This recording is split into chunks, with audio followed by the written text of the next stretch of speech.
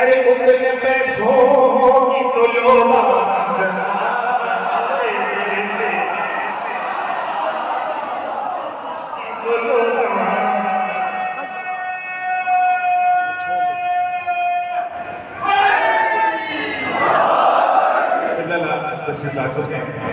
تین سے چار شعر پیش کرتا ہوں اس سلسلے کے ماتم کے لیے شہر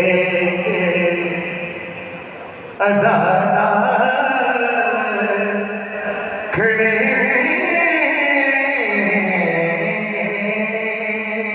درود پڑھیں بار بل کے محمد والے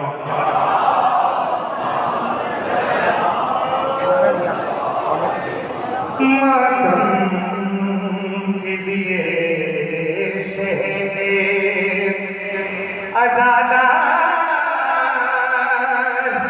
کھڑے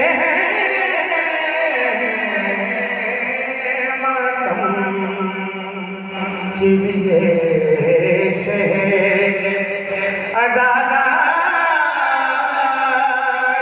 کھڑے اور معصوم دعائیں کو تیار کھڑے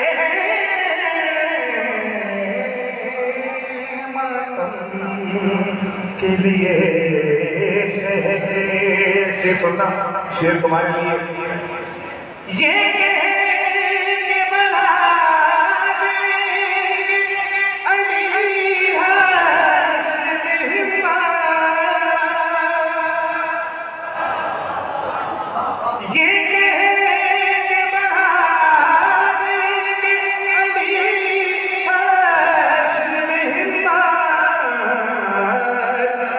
پار سے آ جاؤ ہم اس جاگو یار خدا کے لیے اس پار سے آ مل کے درود میں محمد والے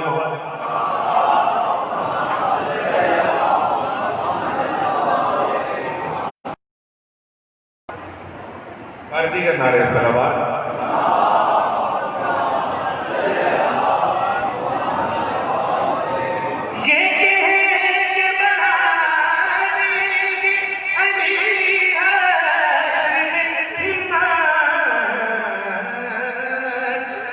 پار سے آ جاؤ ہم اس پار ذاکر احمد جان حور کا ذکر کر رہے تھے میں شعر پیش کرتا ہوں سرکار دو عالم معراج ہوئی ایک معراج شعر میں دیکھیے نا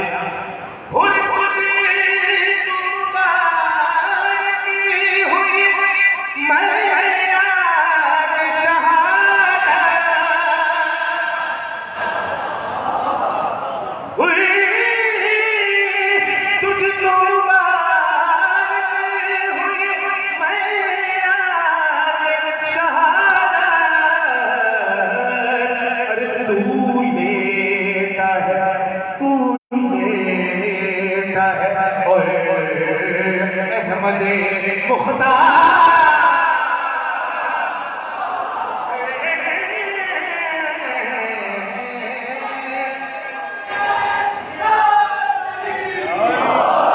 آخری دو شعر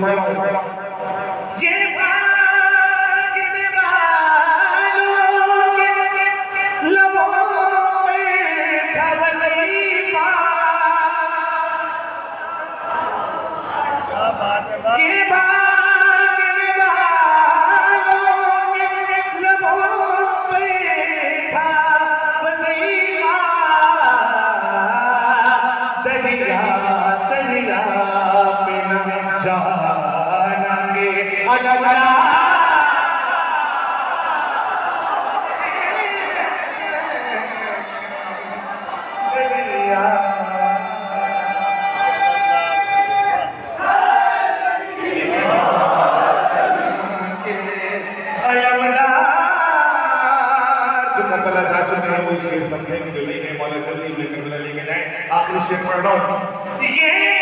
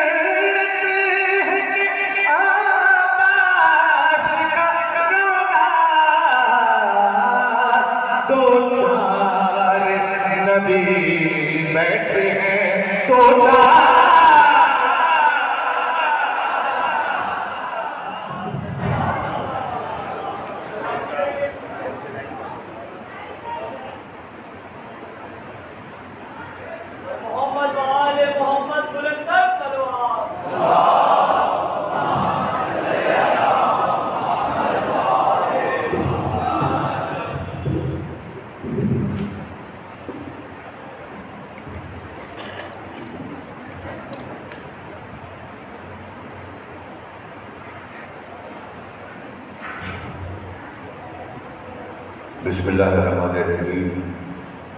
تمام تعریفیں اللہ کے لیے، درود اور سلام محمد و آل محمد کے لیے صلوات.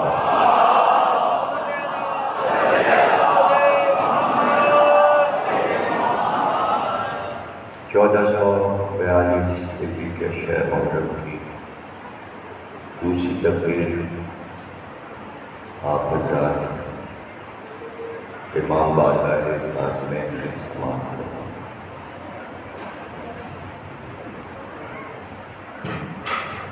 معجزہ کے معصومیت پر ہم گفتگو کر رہے ہیں. عرض کیا گیا کل تعارف کی تقریر میں کہ معجزہ انبیاء کی پہچان ہے، اور یہی سب سے بڑی پہچان ہے کہ وہ معجزہ دکھائیں.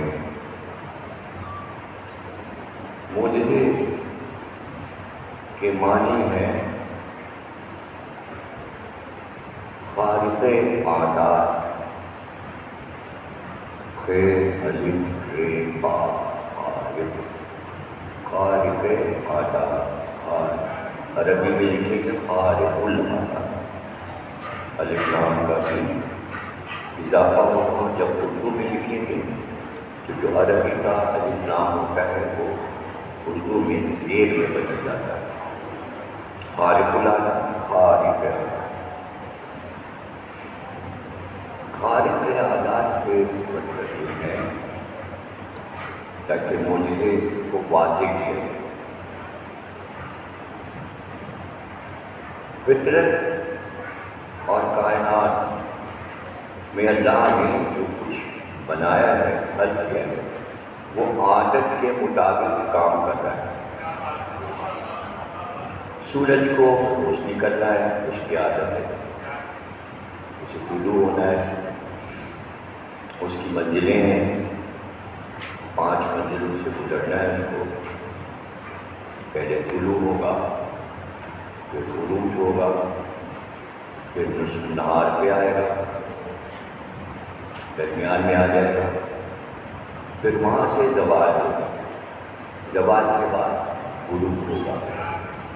یہ 5 منزلیں عادت ہے اس کی. 5 منزلوں سے گزرے گا. چاند کو نکلنا ہے، اس کی عادت ہے کہ آخری مہینوں میں چھپ جاتا ہے. پہلی تاریخ کو بارش نچی کی طرح نمودار ہوتا ہے، پھر دھیرے دھیرے بڑھتا ہے، اور پھر 14 تاریخ کو مکمل ہو جاتا ہے. یہ سب اس کی عادت ہے. اسے کہتے ہیں عادت. دھوپ نکلے گی، سورج نکلے گا، سردیوں میں سردی پڑے گی، گرمیوں میں گرمی ہوگی، برسات میں بارش ہوگی. یہ سب آپ کب سے دیکھ رہے ہیں؟ یعنی عادت میں کوئی تبدیلی تو نہیں ہو رہی. سورج میں کوئی تبدیلی نہیں کی، چاند میں کوئی تبدیلی نہیں کی، ستاروں میں کوئی تبدیلی نہیں کی. چمک رہے ستارے آپ دیکھیں. ہوا چل رہی ہے، کبھی چلتی ہے، کبھی رک جاتی ہے. ہوا نے کوئی تبدیلی نہیں. ایسا تو کبھی نہیں ہوا کہ ہوا نے آپ سے کچھ باتیں نہیں ہوئی. ایسا تو نہیں ہوا کہ سورج آپ سے کبھی میں بے کلام ہوا، وہاں جا رہا ہوتا ہے آئے جا رہا ہے. سورج پوچھ رہا ہے آپ سے، باتیں کر رہا ہے، یا آپ سورج سے وہ جواب دے رہا ہے. وہ کیوں اپنی عادت بدلی؟ جس عادت پہ اللہ نے اسے پیدا کیا ہے اسی عادت بدلے گا نہیں. پتھر پتھر ہے، وہ اپنی عادت پہ رہے گا. درخت اپنی عادت پہ رہے گا. جانور اپنی عادت پہ رہے گا. کبھی ایسا نہیں ہوا کہ جانور آپ سے بیٹھ کے دلچسپی کر رہا ہو. ایسا نہیں ہوگا کہ آپ کے پاس پرندے آئیں، جانور آئیں، لطیفے سنائیں، باتیں کریں اور اٹھ جائیں. وہ اسی طرح اپنی آوازوں میں جو ان کی آواز میں شور مچائیں گے اور چلے جائیں گے. نہ آپ بھی سنیں گے، نہ آپ کی بات کا جواب دیں گے اور نہ آپ سے باتیں کریں گے اردو میں. کسی کی جو کی عادت ہے وہی کریں گے. اب سمجھے نا. اب کہیں گے خالق عادات، یعنی عادات تو ان سب کی یہ ہیں، لیکن اچانک ان میں سے کسی ایک کی کوئی عادت بدل جائے اسے کہیں گے خالق. عادت بدل گئی کیا ہوگا؟ بھائی سورج تو مغرب میں غروب ہو جاتا ہے، اچانک مغرب سے شروع ہو تو کہیں یہ کیا ہوگا؟ اسی کو معجزہ کہتے ہیں. یہ ہے معجزہ، اسے کہتے ہیں خالق عادت. یعنی جن عادات پہ وہ چل رہا ہے کوئی بھی ہو، اللہ کا بنایا ہوا اس کی فطرت کی ایک دم فطرت بدل گئی. یہ معجزہ ہے. قرآن نے اسے واضح کیا کہ جب حضرت ابراہیم کو نمرود نے اپنے دربار میں گرفتار کر کے بلوایا اور شکایت ہوئی کہ بتوں کو توڑا ہے، تو وہ نمرود کے سامنے آ گئے. اب نمرود سے اور حضرت ابراہیم سے بحث ہونے لگی اور نمرود نے کہا کہ میں خدا ہوں. تو ابراہیم نے کہا کہ وہ خدا نہیں ہو سکتا، اس لیے کہ ہمارا خدا تو مارتا ہے اور کھلاتا ہے. تو اس نے کہا میں خود یہ قدرت رکھتا ہوں، میں مار بھی سکتا ہوں، میں کھلا بھی سکتا ہوں. تو جو قریب میں اس کا سب سے قریبی صحابی تھا اس کو ایک بھوسا اس نے منہ پہ دیا. اب نمرود کا بھوسا آپ کیا سمجھتے ہیں؟ کوئی نمرود کوئی چھوٹا سا آدمی کوئی طاقتور آدمی، ایک بھوسے میں اس کا صحابی مر گیا. تو دیکھو میں نے موت دی تھی، میں خدا ہوں. اور جس کو پھانسی ہونی تھی اس کو کہا چھوڑ دو. دیکھو اس کی موت تھی، میں نے اسے جلا دی، میں بھی مارتا ہوں، میں بھی زندہ ہوں. تو قرآن کہتا ہے کہ حضرت ابراہیم نے فرمایا کہ میرا رب مشرق سے سورج نکالتا ہے، تو مغرب سے نکال کے دکھا. دیکھیے اس سے آپ کی سمجھ میں معجزہ فوراً آ جانا چاہیے. اگر یہ معجزہ نہ ہوتا تو حضرت ابراہیم اس سے تقاضا تو کرتے کہ اگر تو رب ہے، اگر تو خدا ہے تو میرا خدا مشرق سے سورج نکالتا ہے. یعنی ابراہیم یہ بات واضح کر رہے ہیں کہ میرا خدا جو ہے وہ مشرق سے سورج نکالتا ہے، تو مغرب سے نکال کے دکھا. تو اس میں یہ تو طے ہے کہ اللہ مشرق سے سورج نکالتا ہے. اب تو اگر کر سکتا ہے تو مغرب سے نکال کے. تو اس کے بعد یہ آتے ہیں کہ نمرود بگنے جھانکنے لگا، اس کے پاس کوئی جواب نہیں تھا. اور اسی وقت اس نے کہا اس کو آگ میں پھینکو، اسے آگ میں پھینکو، اسے جلا دو. یہ میری ربوبیت کو نہیں مانتا، میری خدائی کو نہیں مانتا. وہ اسی وقت حکم ہو گیا نمرود کا کہ آگ جلاؤ، اس کو آگ میں جلا دو. اور اس کے بعد پھر آگ سلگائی گئی اور وہ سلگتی رہی اور مہینوں جلائی گئی. وہ شعلے اٹھنے لگے، آسمان سے باتیں کرنے لگے شعلے. بچے پرندے اگر گزر جاتے تھے تو وہ بھی بھون کر جل کر آگ میں گر جاتا. اتنی آگ جلائی گئی کہ لوگوں نے مہینوں منتیں مانی کہ ایک من لکڑی ہم جلائیں، ہم 2 من جلائیں گے، ہم 3 من جلائیں گے. تو جس کی منت پوری ہوتی تھی وہ لکڑی لا کر پر ڈالتا تھا. تیاریاں ہو رہی تھی ایک اللہ کے نبی کو جلانے کی. اس لیے کہ ابراہیم نے اس کو کتنا جلایا تھا کہ مغرب سے سورج نکال کے دکھا. تو اس نے بھی کہا ہم تمہیں جلا دیں، ہم تمہیں آگ میں جلا دیں. اب وہ آگ روشن ہو گئی، جلانے کا دن آیا اور اب میٹنگ چیز پہ بیٹھی شورا کمیٹی کہ اتنی روشن ہے آگ کہ قریب جائے گا کون اور ابراہیم کو آگ میں پھینکے گا کون؟ اس لیے جو قریب جائے گا وہ بھی جل جائے گا. پھینکے کیسے؟ آگ میں کیسے پھینکے ابراہیم؟ تو بھیج بدل کر شیطان آیا. اس کا تو آنا جانا نمرود کے محل میں لگا ہی رہتا. تو اس نے ایک نقشہ منجنیق کا بنایا. اب منجنیق ایسی ہوتی ہے کہ جیسے کبھی آپ نے دیکھا ہو تو کراچی میں نہیں نظر آتا، پہلے وہ نظر آتا تھا. اس کو بولتے تھے ہمارے لڑکوں میں چرک پوجا. ہمارے لڑکوں میں یہاں پتہ نہیں کیا بولتے ہیں.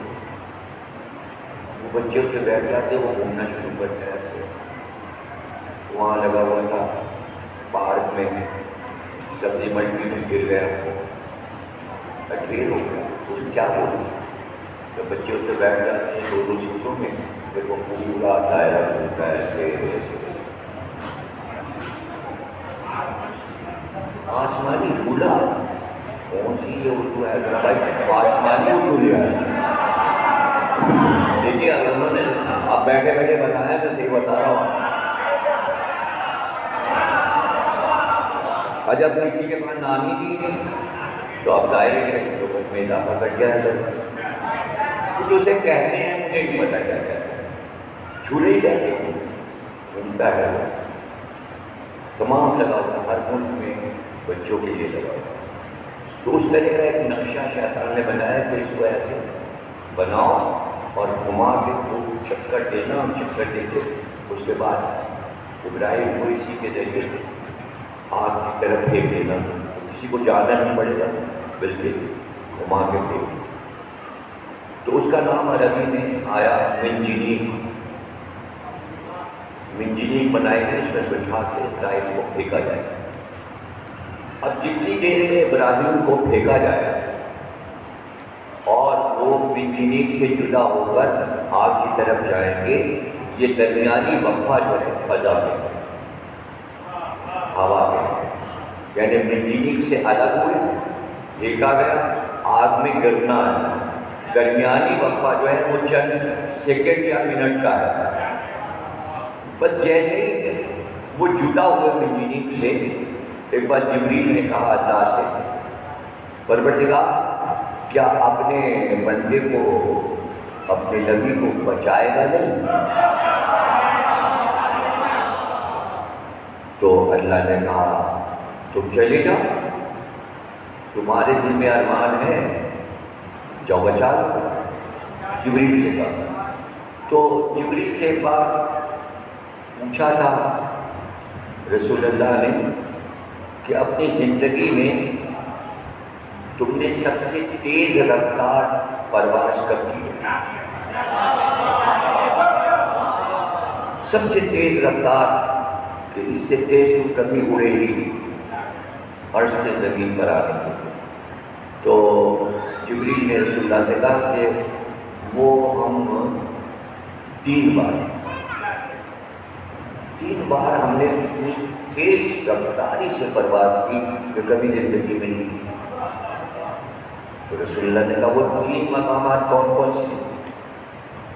کا ایک تو مقام ہے حضرت یوسف کو جب ان کے بھائیوں نے کنویں میں پھینکا تو اللہ نے کہا اتنی جلدی جاؤ کہ کنویں میں یوسف کے گرنے سے پہلے تو یوسف کو اپنے پروں پہ لے لو. تو مجھے بہت تیز پرواز کرنی پڑی. پھر جبریل کہتے ہیں دوسرا موقع یہ تھا کہ اسماعیل کے گلے میں ابراہیم چھری رکھ چکے تھے اور چھری چل رہی تھی. اللہ نے کہا اتنی جلدی جا کے اسماعیل کو ہٹاؤ اور دمبا رکھو کہ چھری چلنے نہ پائے. تو میں بہت تیز ہے بڑی تیز پرواز کی. اور ایک مقام یہ ہے جو تقریباً سب سے پہلا مقام ہے کہ جب منجنیق سے جدا ہوئے اور اللہ نے کہا اگر تمہیں ارمان ہے تو جاؤ بچاؤ تو میں نے بہت تیز پرواز کی کہ اس سے پہلے کہ وہ آگ میں گر جائیں میں نے فضا میں ان کے ساتھ ہی جا کے پرواز کی. یہ ابراہیم جا رہے ہیں اور یہ میں گیا اور میں پہلو میں آ گیا اور میں نے جاتی کہا یا نبی اللہ میں آپ کی مدد کروں, آپ کو مدد درکار ہے, میں آپ کی مدد کروں. ابراہیم نے کہا ہاں مدد تو درکار ہے لیکن تم سے نہیں, جس سے مدد درکار ہے وہ جانتا ہے. اب یہ بات جبریل کو نہیں پتا تھی کہ ابراہیم کو یہ کہنا ہے کہ جس سے مدد درکار ہے وہ جانتا ہے. کتنا یہ جملہ اللہ کو ابراہیم کا پسند آیا ہے. آپ اس کی گہرائی کو کیا سمجھیں کہ ادھر آگ میں گرے, ادھر آگ میں گرے اور اللہ کہتا ہے آگ ابراہیم کے لیے سلامتی بن جا, سلام برد بن جا, سلامتی بن جا, سلامتی بن جا. تو آگ کو آرڈر اللہ کا ملے تو سلامتی آگ بنتی کیسے ہے کہ وہ شعلے جو اٹھے ہوئے تھے ابراہیم کو جلانے کے لیے وہ پھول بنے, چنگاریاں کنیاں بنی, ایک چمنے دار کھلتا چلا گیا, ایک باغ تھا, ٹھنڈی ہوا تھی, نہ گرمی تھی, نہ آگ تھی, نہ شعلے تھے, نہ چنگاری تھی, ایک چمنے دار تھا. نمرود نے کہا یہ کیا ہوا, یہ کیا ہوا. چھت پہ چڑھ کر بڑا سا مینار بنوایا تھا دیکھنے کے لیے کہ وہ جلے گا کیسے, تاکہ وہاں تک آنچ بھی نہ جائے. کہ قطب مینار بنوا کے اوپر بیٹھا تھا دیکھنے کے لیے کہ ہوتا کیسے, ابراہیم جلتے کیسے. اب جو جھک کر دیکھا تو وہاں تو آگ ہی نہ تھی, ایک تخت لگا تھا, اس پہ ابراہیم بیٹھے تھے اور ابراہیم کے ساتھ ایک خوبصورت سا جوان بیٹھا ہوا باتیں کر رہا تھا. یہ بھی جوان وہ بھی جوان, پتہ نہیں کس سے باتیں کر رہے ہیں. ہو سکتا ہے کوئی ملک ہو, ملک ہو سکتا ہے. نہیں, یہ اللہ نے سمجھا دیا لا فتح الا, کوئی جوان نہیں ہے, کوئی جوان ہے ہی نہیں سوا علی کے.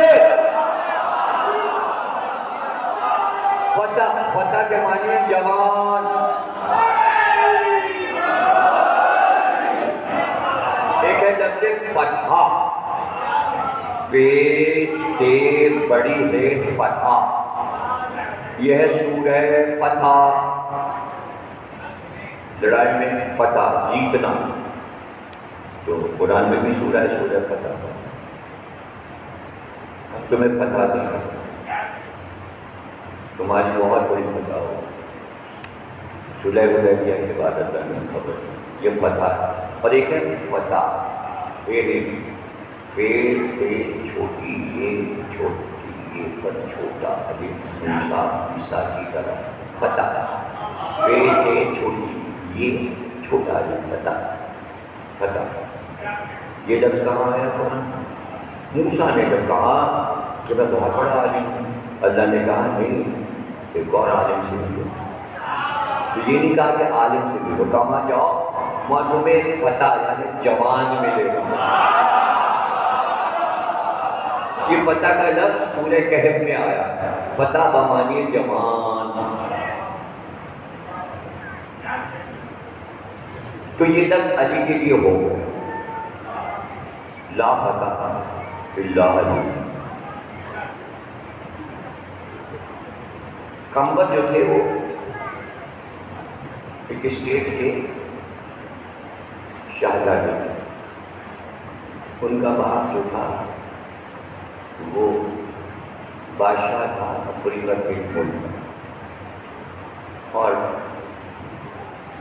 کمبر کی جو بہن تھی وہ فطرت تھی, دونوں سگے بھائی بہن. ظاہر ہے کہ راج دونوں کا تھا. جب والد کا انتقال ہوا ان کے تو چچا نے تخت سے قبضہ کر لی, حکومت میں, اور کہتا تھا جب تم جوان ہو جاؤ گے بھائی بہن تم حکومت تم لوگوں کو دے دیں گے. پھر آخر میں تقاضے کرتے رہے کمبل نام نہیں تھا ان کا نام کمبل اور فضا کا نام فضا نہیں تھا، ان کا نام میمونہ۔ تو چچا جو تھا اس کا نام اشپوس تھا۔ ایک دن اشپوس نے کہا کہ دیکھو ہم تب تو دے دیں گے تمہیں، ظاہر ہے ہم جو نگرانی کر رہے تھے دے دیں گے، لیکن ایک شخص ہے اس سے مجھے بہت دشمنی ہے، وہ عرب کے شہر مدینہ میں رہتا ہے، اس کا سر کاٹ لاؤ اب حکومت دے دیں گے۔ یہ تلوار لے کے پہنچے، ایک دم سویرا تھا،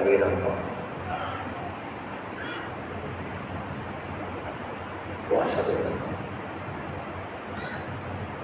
سب سو رہے تھے اپنے گھروں میں تھے، لیکن دیکھا ہے جوان جا رہا ہے، ہاتھ میں بیلچا لے یعنی مزدوری کے لیے جا رہا ہے، یہ ان کو نظر آ گیا۔ تو انہوں نے کہا ایک ہی آدمی نظر آ رہا ہے، اور مدینہ آ گیا جس سے پوچھنے کہ اس کی یہ پہچان ہے شخص کی، چلو بڑا بہادر ہے، تو اس سے پوچھ لیں اس کا پتہ۔ تو یہ رکے، انہوں نے کہا یہاں ایک آدمی رہتا ہے اس کا نام علی ہے، میں اسے قتل کرنے آیا ہوں، تم اسے جانتے ہو؟ تو اس نے کہا ہاں میں جانتا ہوں۔ اس نے کہا نام مجھ سے وہ الگ ہے نہ میں اس سے الگ ہوں۔ تو انہوں نے کہا اچھا تم جانتے ہو؟ کہا اس سے تم کیا ڈرتے ہو؟ بہت بہادر ہے، مجھ سے لڑ لو، اگر مجھے زیر کر لو گے تو پھر تم اسے زیر کر پاؤ گے، ورنہ پھر تم اسے لڑ نہیں سکتے۔ انہوں نے تلوار نکالی، وہ وار کرتے رہے، یہ جوان اپنے بیٹی سے مقابلہ کرتا رہا، ایک بھی بار کارگر میں پسینے ہو گئے، تھک گئے، کہنے لگے واقعی تم بہادر ہے اور اس سے بھی میں مقابلہ نہیں کر پاؤں گا، اس لیے کہ میں تمہیں دیر نہیں کر سکتا۔ تو پھر انہوں نے کہا سنو میں ہی علی ہوں، میں ہی علی ہوں۔ تو وہ قدموں پہ گئی کہ جہاں تو آپ ہیں، ہم نے تو ایسا آپ نہیں دے، وہ دن اور پھر کمبر میں مولا کے ساتھ ہم چھوڑ، پھر جا کے اپنی بہن میمونہ کو بھی لے آئے، وہ بھی آ گئی۔ اب یہ علی کے ساتھ اور وہ شہزادی کے ساتھ، انہوں نے یہاں معرفت دیکھی، انہوں نے وہاں معرفت دیکھی۔ اب ایسی کنیزی میں آئیں کہ دیکھا کہ سائل آیا اور گھر میں کچھ کھانے کو نہیں، تو بیوی نے کہیں چادر لے جاؤ، شمول نے وہ کیا رکھا گروی کراؤ، کچھ اور لے آؤ۔ اب یہ روز دیکھتی ہیں، اب انہیں معرفت حاصل ہو گئی۔ اب چونکہ بادشاہ کی بیٹی تھی اور زمانے میں بادشاہوں کے یہاں شہزادوں اور شہزادیوں کو خالی علم پڑھایا جاتا تھا، تو ان کو بادشاہی خاندان ہونے کے سبب کیمیا گری، فلسفہ، منطق سب پڑھایا گیا۔ وہ زمانے میں علوم رائج تھے، کیمیا گری کو انگریزی میں کیمسٹری کہتے ہیں، کیمسٹری پڑھی تھی، تو ان کو دھاتیں بنانا بھی آیا، تو انہوں نے سونا بنانا بھی سیکھا تھا، انہیں آتا تھا سونا بنانا، شاہی خاندان کی۔ تو ایک دن شمول کے یہاں چادر لے کر گئے، تو شمول نے کہا کہ میمونہ تو کہاں لوگوں کے یہاں پڑھی؟ ان کے یہاں، ہمارے یہاں دولت ہے تو ہمارے یہاں آ جا، وہ تو غریب لوگ ہیں، صرف چادر ان کی آتی ہے دل میں ہونے کے لیے، تو انہوں نے کہا تجھے کیا پتا وہ لوگ کتنے امیر ہیں؟ ارے میں اگر کہہ دوں تو تیرے گھر کی یہ دیوار چاندی کی ہو جائے، سونے کی ہو جائے۔ کہتے ہیں کہ بس کہا تھا،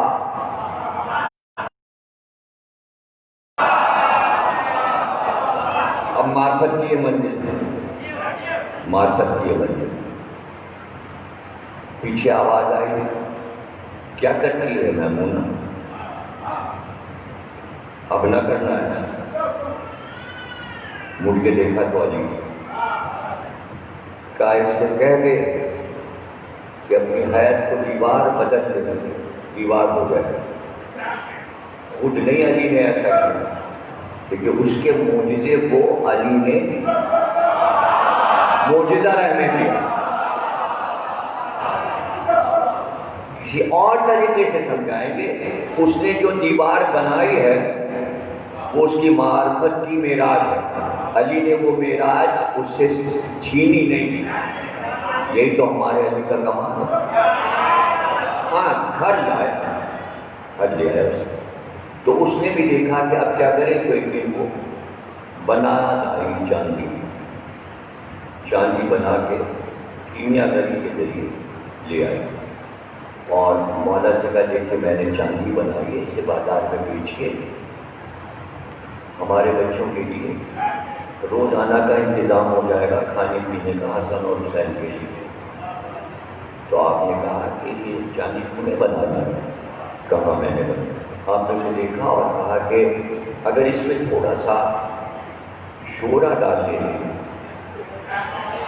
فنا تیزاب ڈالتی تو یہ اور چمکدار چاندی بنتی، خالص چاندی بنتی، تھوڑی سی کمی رہ گئی۔ اس نے کہا آپ کو بھی چاندی بنانی آتی ہے؟ کہ صرف مجھے نہیں، یہ دونوں بچے حسن اور حسین کو بھی چاندی بنانی۔ اور ایک بار کہا چلا میمونہ نیچے تو دیکھ، اب جو دیکھا تو میمونہ کے قدموں میں ایک چاندی کا دریا بہہ رہا تھا۔ کہیں اپنی چاندی اس میں ڈال دے، ہمارے قدموں میں سونے اور چاندی کے دریا بہتے ہیں۔ اسی دن سے اس کا نام فضہ ہو گیا، عربی میں چاندی کو فضہ کہتے ہیں۔ اور وہ کمبر ہو گئے، کمبر اس لیے ہو گئے کہ معرفت وہ بھی سیکھ رہا ہے، وہ بھی معرفت سیکھ رہا ہے۔ تو وہ پوچھتا ہے علی سے کہ آپ کہاں تک صاحب معجزہ ہیں؟ تو اتنی دیر میں قنبرہ کہتے ہیں ان پرندوں کو جنہیں آپ ہنس کہتے ہیں، خوبصورت پرندہ ہوتا ہے ہنس، وہ اڑتے ہوئے جا رہا، اسے مرغابیاں بھی کہتے ہیں، اسے قاز بھی کہتے ہیں، کئی نام ہیں، قاز ہے، اس میں ہے، قاز ہے، مرغابی ہے، ہنس ہے، وہ اڑتا ہوا جا رہا ہے، اور بول کا بول ان کا جا رہا ہے۔ شام کا وقت ہے، وہ اپنے گھروں کو واپس جا رہے ہیں، چلنے کے بعد، چگنے کے بعد اپنے آشیانوں کو جا رہے ہیں۔ تو آپ نے کہا کہ آواز دے پرندوں کو، اس نے کہا علی بلاتے ہیں تمہیں، وہ سب اتر گئے ہیں۔ تو عربی میں ان پرندوں کو کہتے ہیں قنبرہ، کہ تم نے بلایا نا ان کو، آج سے تم قنبر ہو۔ مولا ان کی خاصیت کیا ہے؟ کہ جب پرندوں پر ہماری ولایت علی پیش کی گئی تو یہ پرندہ سب سے پہلے قبول کرتا ہے ولایت علی کو، آج سے تیرا نام قنبر رکھا۔ وہ فضہ ہے، یہ قنبر، دونوں بھائی اور بہن۔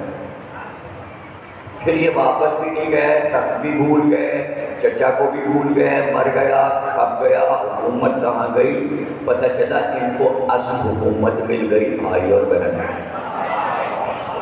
تو اس کو بعد میں پتہ چلا جب قنبر مقابلہ کر رہے تھے، جب باہر نکلے تو پتہ یہ چلا کہ ارے تو ان کو کٹ کر رہا ہے۔ ہم لوگوں کو تو جب قسم کھانی ہوتی ہے تو ہم لوگ اس کے چہرے کی قسم کھاتے ہیں، تو ہم لوگ ایسے کہتے ہیں لا الہ الا اللہ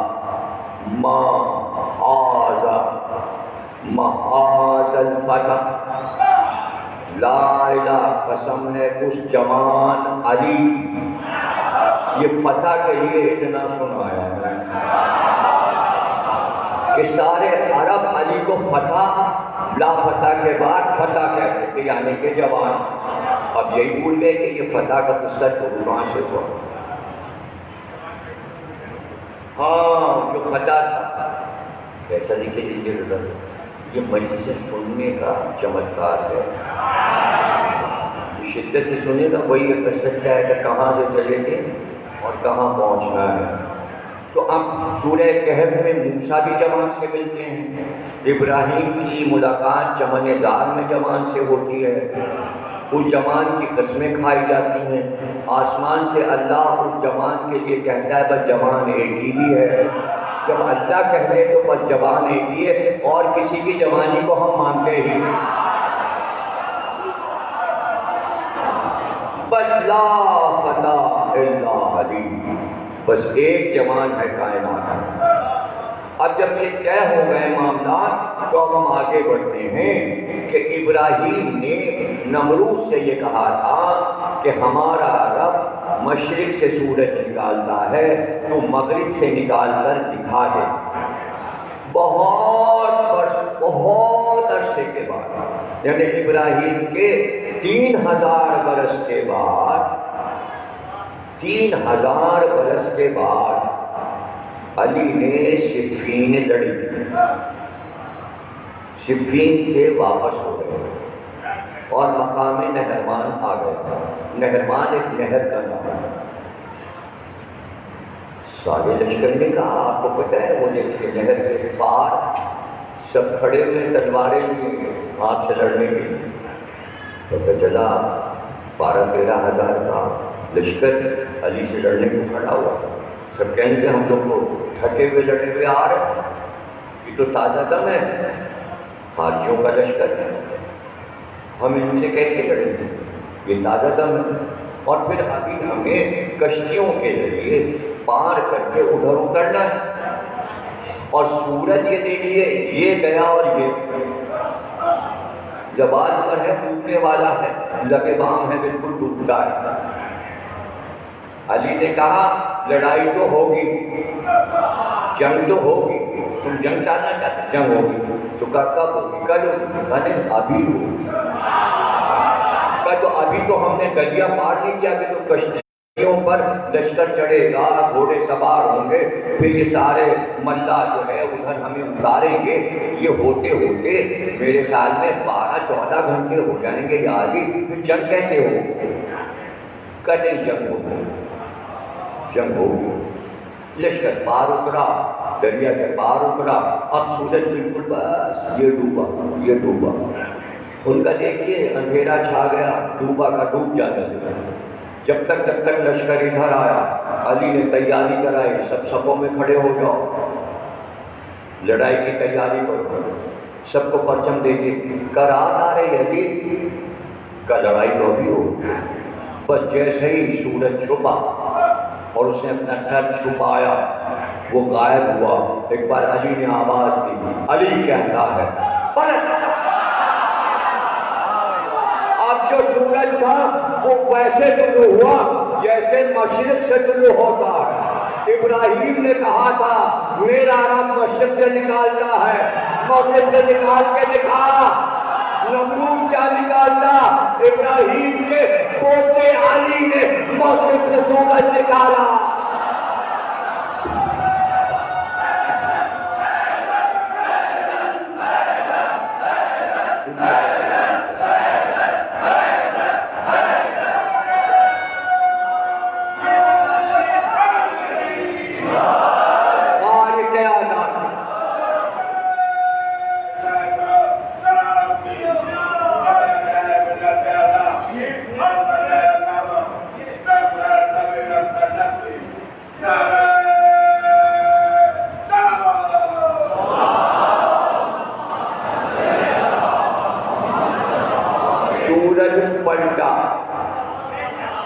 میں نے اس جگہ کی اجازت دی. جب میں عراق گیا اور اس مقام پر پہنچا جو مسجد براسا ہے، جدھر سے علی کی واپسی ہوئی اور علی سے علی گئے، تو وہاں پر ہم نے تصویر کی تحقیق اس مقام کی جہاں لکھا ہے بڑا بڑا علی نے یہاں پر سورج کو پلٹایا. ایک تو خیبر میں سورج پلٹا تھا، تو رسول اللہ کے حکم سے رسول اللہ نے کہا تھا علی سورج سے کہو پلٹ کے، جب علی کے زانوں پر رسول اللہ کا سر، اور ایک یہ ہے کہ علی نے نہروان میں، اور ایک اور مقام ہے تیسری بار، 3 بار علی نے سورج کو پلٹایا، اور وہ بھی واقعہ ہے کہ جہاں رسول اللہ نے کہا جاؤ علی یہ پڑھو آفتاب تم سے باتیں کرے گا، علی نے آفتاب سے باتیں کی، خارق عادت، یعنی علی کے لیے کائنات اور فطرت کی ہر شے اپنی عادت کو بدل دیتی ہے۔ یہ ساری فطرت کی چیزیں جو اپنی عادت پہ چل رہی ہیں شروع سے آخر تک، علی کے کہنے سے یہ اپنی عادت کیوں بدلتی ہیں؟ اس لیے کہ علی کائنات کی ہر شے کے ولی ہیں۔ اطیعوا اللہ و اطیعوا الرسول و اولی الامر منکم، اگر یہ تمام چیزیں علی کی اطاعت نہ کرے تو اللہ انہیں فنا کر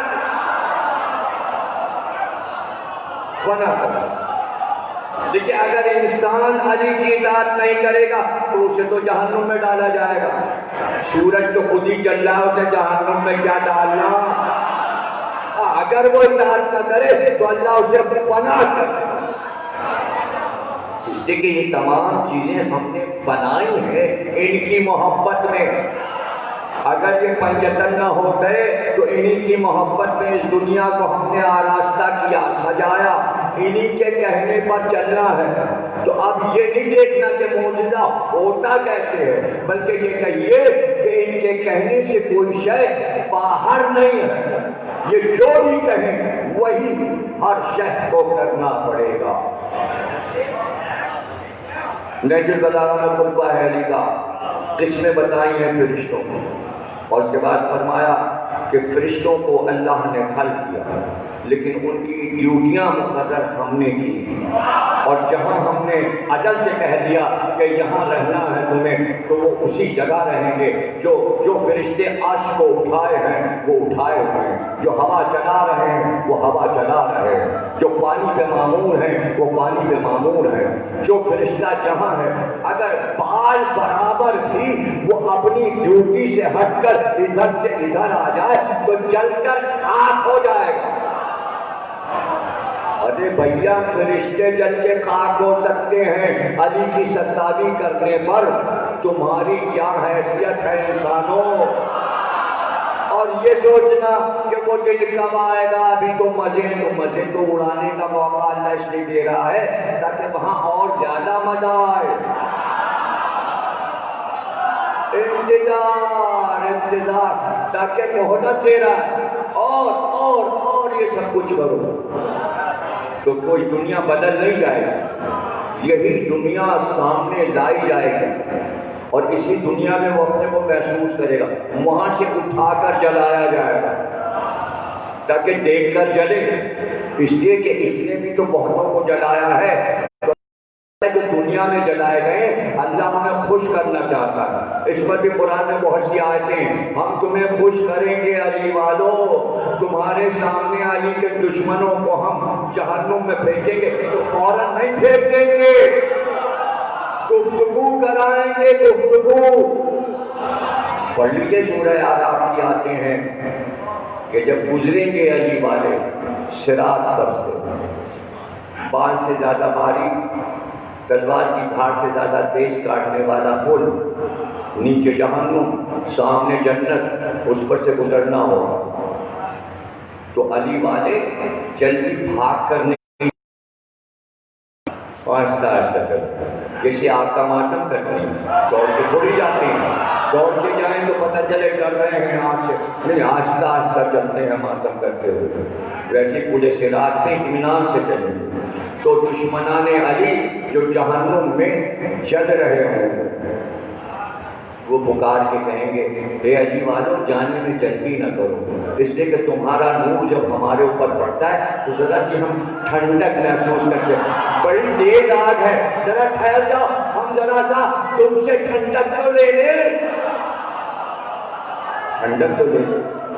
تو آپ کو پتہ ہے جب وہ کہیں گے اے علی والو ٹھہر کے چلو تاکہ تمہارے نور کی ٹھنڈک ہم پہ پڑتی رہے.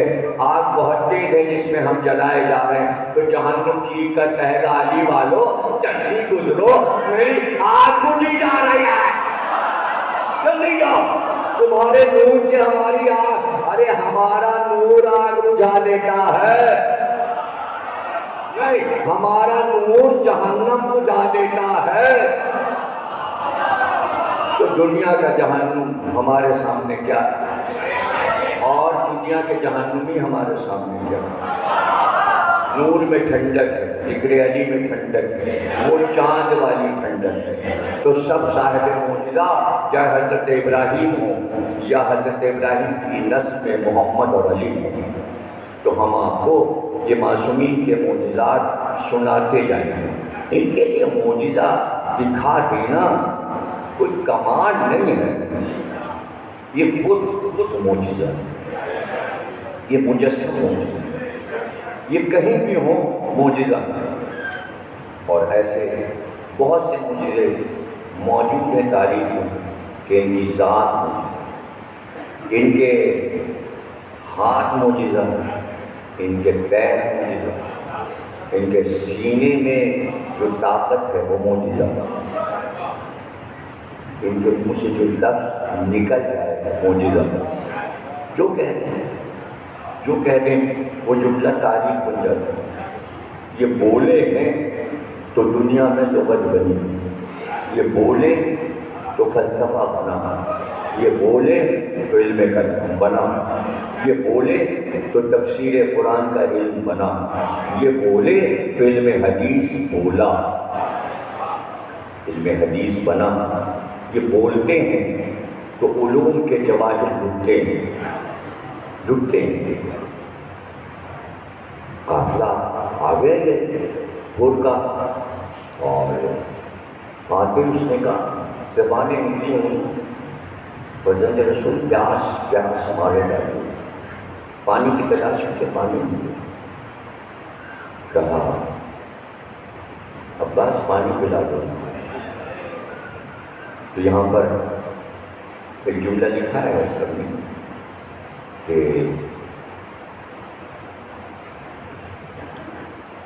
چھوٹی چھوٹی مشقیں اونٹ پہ لگی تھی, چھوٹی مشقیں, تو اس میں بھی پانی بھرا.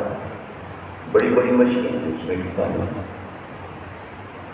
تو ہم حر کے لشکر کا آدمی جو کہ یزید کا بڑا آدمی, وہ بیان کر رہے ہیں, کہتے ہیں بہت پیاسا تھا, اور جتنے لوگ بھی تھے سب مشقوں کی طرف بھاگ گئے جو اونٹ پہ مشقیں لے لی تھی. اور امام حسین السلام نے کرسی پہ تشریف فرمایا, اور آپ نے کہا رضبا سے پانی پلاؤ. تو جو اونٹ پہ مشقیں تھیں, چھوٹی چھوٹی مشقیں جس میں تھوڑا پانی آیا, تو وہ مشقیں لٹکی ہوئی تھی. جب وہ کہتا ہے میں کھاگا, اور ایک مشق کا دہانا میں نے اپنے منہ کی طرف لگا لیا پانی پینے. تو کہتے ہیں وہاں سے امام حسین نے مجھے مخاطب کیا اور کہا کہ رابعہ کا جو بند بنا ہے منہ پر چشمہ وہ تو کھول لے. تو میری سمجھ میں نہیں آیا کہ حسین کیا کہہ رہا ہے. 5 بجے میں نے پانی پی لیا تو مجھے لوگوں نے بتایا تجھے بھی پتا عرب میں چھوٹی مشقوں کو رابعہ کہتے ہیں. حسین کہہ رہے تھے ربیہ کا تسمہ کھول لے, رابعہ کا تسمہ کھول لے, پھر منہ میں لگا. تو وہ اتنا پاگل ہو رہا تھا پیاس میں کہ بغیر چشمہ کھولے منہ میں بس اس نے مشق کو لگا دیا. تو وہ کہتا ہے کہ میں پھر بھی نہیں سمجھا کہ حسین کیا کہہ رہے ہیں. ان کی فصیح اور بلیغ عربی میرے سمجھ میں نہیں آئی کہ رابعہ یعنی کہ مشق کا دہانا کھول لے. تو کہتا ہے کہ حسین جب میرے سمجھ میں کچھ نہ آیا تو کہتا ہے حسین کرسی سے کھول اٹھے, ناکے کے قریب آیا. پھر آپ نے اس مشق کا تسمہ کھولا اور کھول کر میرے منہ میں وہ دہانا مشق کا لگایا اور میں پانی پینے لگا. حسین پانی پلا رہے تھے, میں پانی پی رہا تھا. بس یہ بتانا تھا، زبان اور نفس تو الگ بات ہے، لیکن ایسا کریم کہ خود اٹھ گئے، سب انسان انتظام میں لگے تھے، پانی پلا رہے تھے، اور بار بار امام حسین کہہ رہے تھے تشت میں پانی بھرو، مشکوں سے تشت میں ڈالو، اور اس تشت کو تمام ان کے پھولوں کے سامنے رکھو، مشکوں کے دہانے ان کے لیے کھول دو، بس مسلسل یہ پانی پیتے جائیں، اور جب تک کہ یہ خود اپنا چٹو ہٹا نہ لے مشق کا دہانا بند نہیں کرنا، تم نے روکنا پانی، یہ جب سیر ہو جائیں خود ہٹ جائیں۔ اور پھر کہا کہ جو دشت بھرے جا رہے ہیں جانوروں کو پانی پینے دینا، جب جانور خود اپنے منہ پانی سے اٹھا لیں تب دشت ہٹانا۔ یارے ایسا بھی کوئی کریم زمانے میں اس طرح بھی کوئی اپنی سخاوت اور کرامت دکھاتا ہے؟ جنگل میں جس نے پانی کو اس طرح جاری کر دیا جیسے کوثر و تسنیم کے دھارے کھول دیے، اور جب سب پانی پی چکے تو نماز کا وقت آ گیا، صفیں حسین کے لشکر میں بننے لگی۔ آپ نے مڑ کر کہا بول اپنی نماز پڑھے گا یا ہمارے پیچھے نماز پڑھے گا؟ یہ ایک جملہ تاریخ میں لکھوا کر حسین نے یہ بتا دیا کہ دو نمازیں عرب میں پہلے ہی ہو چکی تھیں، ایک حور والی نماز تھی، ایک حسین والی نماز تھی۔ اتنا ضروری نہیں ہے جملہ، ورنہ لوگ یہ سمجھتے رہتے ایک ہی نماز ہے، مسجد نبوی میں ایک ہی نماز ہوگی، یہ تلاش کریں گے مسجد نبوی میں دو نمازیں ہوگی، ایک حکومت پڑھاتی تھی، ایک نماز علی پڑھاتا تھا۔ پہلے بھی یہاں کسی اشرے میں تفصیل بتا چکا ہوں، 3 وقت کی اذان اور 5 وقت کی اذان کی تفصیل بتا چکا ہوں، اگر بھول گئے ہیں بچے اور نوجوان تو پھر عرض کر دوں گا کہ نمازیں 2 ہوتی، تو ہونے کا فرزند رسول نماز پڑھنے کا تو جو ثواب ہے، جو عظمت ہے، وہ آپ کے پیچھے۔ تو ابھی اتنا تو معلوم ہے کہ اوروں کی نماز اور ہے، حسین کی نماز اور ہے۔ نماز تو ایک عمل کا نام ہے، اس سے لوگ فائدہ اٹھاتے ہیں، اس لفظ سے فائدہ اٹھاتے ہیں، ورنہ ہر ایک کا عمل برابر تھوڑی ہے، ہر ایک کا عمل برابر نہیں ہے۔ نمازیں پڑھ لیجیے آپ سب کی لکھی ہوئی تو وہ برابر تھوڑی ہو جائے گا۔ ابھی آج ہی میں واٹس ایپ پہ دیکھ رہا تھا ایک کتاب، تو اس میں نے دیکھا کہ لاؤ دیکھیں گے نماز میں کیا کیا شرط حاصل ہے۔ تو انہوں نے کہا میں تو نماز پڑھاتا تھا لیکن زور و اصل میں اندر تیار کر لیتا تھا لشکر کو کہاں کہاں لڑوانا ہے، تو میں نماز کے درمیان میں سارے میدان جنگ کے پروگرام بنا لیتا تھا، اور جب میں مغرب عشاء پڑھاتا تھا تو بحرین کا جو بیت المال تھا تو میں یہ سوچتا تھا کہ کس کو دینا ہے، یہ میں نماز پڑھتے میں حساب کتاب کر لیتا تھا۔ اور روزہ میں نے پڑھا تو روزہ ایسا تھا کہ صبح 7 بجے ملنے گیا آدمی تو کھانا کھا رہے ہیں، ان کا رمضان ہے ہم کھانا کھا رہے ہیں، تو میں پاگل ہوں سحری کھا رہا ہوں، کہ سحری تو 4 بجے ہوتی ہے، 7 بجے پہنچی تو کہنے میرا روزہ یہیں سے شروع ہوتا ہے۔ تو وہ جو بھی ایجاد کریں جو چیز ایجاد کریں جو قوم چلائے کیا ہوگا، یہ ہوتا ہے جو بھی قوم دیکھتی ہے حکومت حکمران کو کرتے تھے تو تھوڑے بہت لوگ تاثیر کر لیتے ہیں نا۔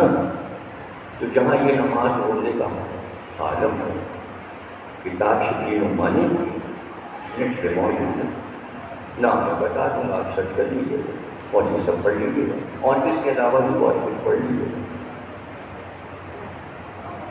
تو یہ عمل اگر کہنے کی نماز ہے قابل احترام ہے، لفظ قابل احترام یا عمل قابل احترام۔ اب یہاں پہ سمجھ لو کتنا قابل احترام ہے کہ حسین کہہ رہے ہیں میرے پیچھے پڑے گا یا اپنی پڑے گا۔ اس نے کہا جو بات آپ کے پیچھے پڑھنے میں، آپ کی نماز پڑھنے میں، وہ مجھے اپنی، تو پتہ چلا حکومت کی نماز اور تھی، امامت کی نماز اور تھی۔ اب آپ اگر دو کی بات کرتے ہیں، یہ موضوع مجھے نہیں چھیڑنا لیکن میں بیچ میں ایسی چیزیں سمجھا دیتا ہوں تاکہ کان میں پڑی رہے، کہ اگر آپ یہ نہیں سمجھے تو یوں سمجھ لیجیے کہ دو تو بہت بہت بہت بہت اچھا ہے کہ دو، ایک امامت کی اور ایک حکومت کی، غنیمت ہے ابھی کہ دو نمازیں۔ ہائے اگر آپ پہنچ جاتے تو دانت پہ دانت دیتے ہوں گے۔ ارے اب تو اتنے طریقے کی ہیں، کم از کم 4 تو رجسٹرڈ شدہ ہیں۔ حنفی نماز اور ہے، حنبلی اور ہے، شافعی اور ہے، مالکی اور ہے، الگ الگ ہیں، الگ الگ ہیں، الگ الگ ہیں، الگ الگ ہیں۔ جو کے طریقوں میں فرق ہے، اذان میں فرق ہے، نماز کے اوقات میں فرق ہے، اذان کے اوقات میں فرق ہے، بس یہ کہیے کہ سب کے پاس نماز ہے۔ اسی لیے تو ابو ہریرہ نے جب نماز پڑھی حضرت علی کے پیچھے تو کہا رسول کے زمانے کی نماز یاد آ گئی۔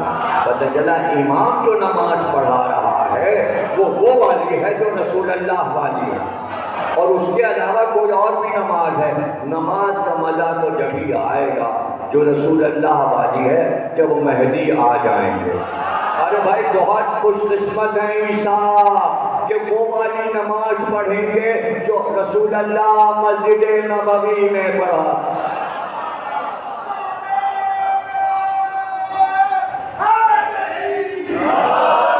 تھوڑا سا تبصرہ ہو گیا، حالانکہ بات سے کہتی تھی کہ حر نے امام حسین کے پیچھے نماز پڑھی، نماز تمام ہوئی، امام حسین حضرت عباس کا چل قافلے کو تیار، جیسے ہی امام حسین کا گھوڑا آگے بڑھا، گھوڑا آ گئے اور اپنے گھوڑے کو امام حسین کے گھوڑے کے سامنے آڑا کر کے روک دی۔ ہم آپ کو آگے نہیں بڑھ رہے، ہم آپ کو آگے نہیں لانے، حاکم کی طرف سے حکم ہے کہ ہم آپ کو روکیں۔ امام نے کہا ہو تو ہمیں روک بھی نہیں سکتے، اور یہ کہہ کے آپ نے مڑ کر حضرت عباس کو دیکھا، حضرت علی اکبر کو دیکھا، اور پھر یہ جھکا تھا، یوں دیکھ کر اپنے جوانوں کو، اس لیے کہ سب کے ہاتھ تلواروں پہ جا چکے تھے، خود کو دیکھ کر سب کے ہاتھ تلواروں کے دستے پہ جا چکے تھے۔ امام حسین نے یہ جو کیا اس لیے کیا تاکہ ٹھہرو، یہ اشارہ ہے شہزادوں کو، ٹھہرو، میں اس سے بات کر رہا ہوں، ٹھہرو۔ اور اس کے بعد جو جملہ دیا وہ فضیلتیں انہی کی بیان کریں۔ کیا چاہتا ہے؟ تیری ماں تیرے ماتم میں بیٹھے، یہ شہزادوں کی طرف ہے، مطلب یہ کہ اگر ابھی آگے بڑھیں گے تو تیرے ٹکڑے کر دیں گے، کہ تیری ماں تیری لاش پہ بیٹھ کے روئے گی۔ وائے ہو، کیا ارادہ ہے تیرا؟ کیا چاہتا ہے؟ تیری ماں تیرے ماتم میں بیٹھے۔ سردار لشکر کا کہتا آپ نے بھرے مجمع میں میری ماں کا نام لیا، لیکن واہ کیا کہنا آپ کی والدہ گرامی کا، وہ تو سیدہ نساء العالمین ہیں۔ اب حر کا یہ جملہ امت کو ہمیشہ رٹا رہنا چاہیے کہ حر نے کہا کہ اگر ایک لفظ بھی ان کے لیے نکل جائے تو زبان جل کر خاک ہو جائے۔ یزید کا سپاہی ہے، وہ بھی جانتا ہے کہ سیدہ کو کچھ کہا جائے گا تو زبان جل کے خاک ہو جائے گی، اور لوگ دیکھیں گے زبان کو جلتے خاک ہوتے دیکھیں گے، اس لیے کہ یہ منزل ایسی ہے۔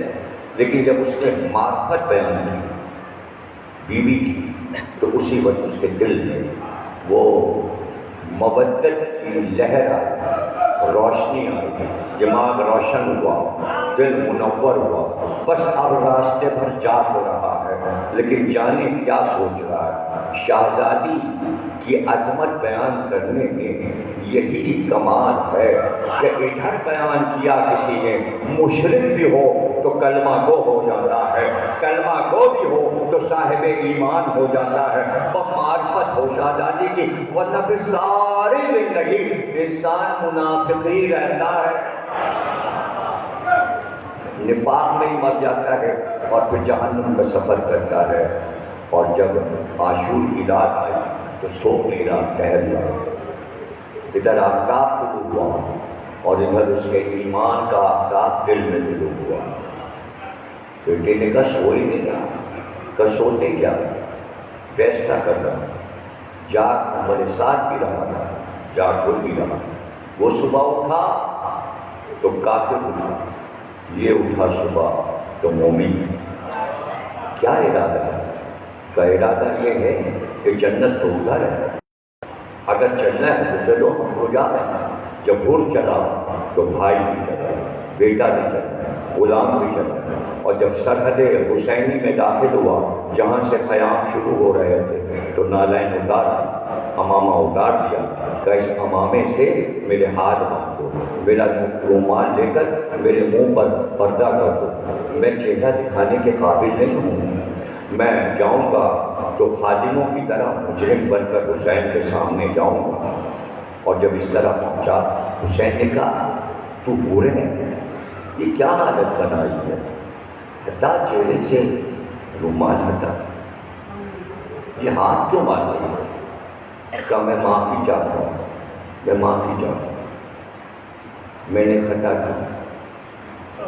ایک بار خوشخبری بشارت کا حر، ہم نے تجھے معاف کیا، ہم نے تجھے معاف کیا،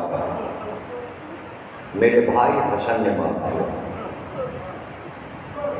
میرے بابا علی نے معاف کیا، میری ماں شہزادی فاطمہ زہرا نے معاف کیا، میرے نانا نے معاف کیا، میرے اللہ نے تجھے معاف کیا۔ کتنی ڈگریاں ان کو مل گئیں، ابھی تو ادھر تھا، بس آیا اور علیہ السلام ہو گیا،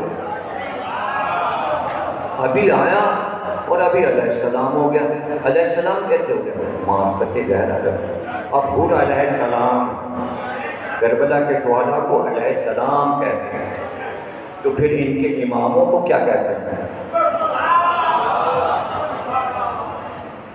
سلام اللہ علیہ، سلام اور رشتے کے سورہ قدر میں سلام۔ ایک بار شور تھا، انصارِ حسینی گلے مل کر حر کو مبارکباد دینے لگی، جہنم سے جنت کی طرف آ گئے۔ جب شور ہوا، شہزادی نے جناب فضہ سے کہا، حضرت زینب نے، کون آئے؟ کبھی بھی لشکری مخالف کا سپاہی جس نے راستہ روکا تھا ہمارا، اور ادھر سے ادھر آ گئے، آپ کے بھائی کی طرف آ گئے۔ کا فضا ذرا اس کو ڈرے خیمہ پر ان کو بلا، مجھے بات کرنا ہے۔ آیا تو پہلے وہاں کی مٹی اٹھا کر سر پہ ڈالی، درے خیمہ چوما بول اور وہیں ہاتھ باندھ کے تو رک گئے۔ کفرزہ شہزادی سے کہو خادم حاضر ہے، بلکہ آپ کا مجرم حاضر ہے۔ ایک بار شہزادی نے آواز دی، بول یہ تو بتا، تو لشکر مخالف میں تھا، تو میرے بابا اور میرے بھائی کا دشمن تھا، یہ بتا تو ادھر کیسے آ گیا، تیرے دل میں کیا بات آ گئی؟ کہا شہزادی مجھے اپنا ایک خواب یاد آ گیا، اس لیے میں ادھر آ گیا۔ بات یہ تھی کہ میں جب کوفے میں تھا تو ایک دن میں سویا اپنے گھر میں، تو میں نے ایک خواب دیکھا۔ میں نے خواب یہ دیکھا کہ ایک خاتون کالی چادر اوڑھے ہوئے میرے پاس آئی اور اس نے آ کر کہا، حر تو کیا سو رہا ہے، چل تجھ کو شہزادی کونین بلاتی ہے۔ وہ آگے آگے چلی، میں پیچھے پیچھے، پتہ چلا یہ کوئی کنیز ہے اور مجھے کہیں لے جا رہی ہے۔ جیسے ہی میں وہاں پہنچا، میں نے دیکھا ایک سبز رنگ کا پردہ پڑا ہوا تھا اور اس پردے کے پیچھے سے آواز آئی، حر ہم بنت رسول فاطمہ زہرا ہیں، ہم تجھ سے مخاطب ہیں، ذرا پردے کے نیچے سامنے دیکھ، وہ کہتا ہے میں نے جو دیکھا تو ایک لاشا پڑا ہوا، ایک لاش پڑی تھی، اس پردے کے پاس آواز آئی، بول یہ میرا بیٹا مسلم ہے، آج کوفے میں اس کو مار ڈالا گیا، آج اسے قتل کیا گیا ہے، اس کے پیروں میں رسی باندھ کر گلی گلی میں کھینچا گیا، اور میں نہیں چاہتی کہ میری اولاد کے قاتلوں میں تیرا نام لکھا جائے۔ پہلے تو میں یہ خواب بھول گیا تھا، لیکن جب میں آپ کے بھائی حسین سے ملا تو شب عاشور میرے خیمے کے پیچھے سے رونے کی آوازیں آتی تھی، یہ وہی آواز تھی جو میں نے خواب میں مسلم کے لاشے پر دیکھی تھی اور سنی۔ بار الہ اس عبادت کو قبول فرما، ہمیں کوئی غم نہ دینا سوا ہمیں حسین کے بہن کے محمد اور آج محمد، تمام بیماریوں کو وباؤں کو دور فرما، ملک کی حفاظت فرما، ملک کی سرحدوں کی حفاظت فرما، امام مہدی کا ظہور فرما، ظہور میں تعجیل فرما، ماتم حسین